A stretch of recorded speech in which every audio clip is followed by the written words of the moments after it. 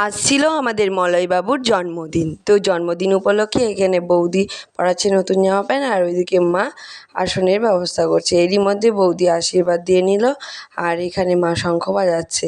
ধান দ্রব্য প্রদীপের শিখা চন্দন দিয়ে আশীর্বাদ করে নেওয়া হলো। তো বৌদির আশীর্বাদ শেষে পায়েস খাওয়াতে গেল। তো কিছুতেই বাবু পায়েস খাবে না, সেই কী কান্না কী কান্না। তো বাবু শেষমেশ বলছে আমি একাই খাবো, একাই খাবো। মানে কিছুতেই বৌদির সঙ্গে খাইয়ে নেবে না। একাই খেতে পারে না, তবুও বেচারা কান্নাকাটি করতে শুরু করলো, মানে একাই খাবে। ওঠেই না, ও একা একা খেতেই পারে না। আর এখানে পাশের বাড়ির সায়ন ছিল, ও বেশ কী সুন্দর একা একা খেয়ে নিয়েছে বাবু ছেলের মতো। এখানে তারপর মা আশীর্বাদ করে নিল, তারপর আশীর্বাদ করে নেবে বাবা।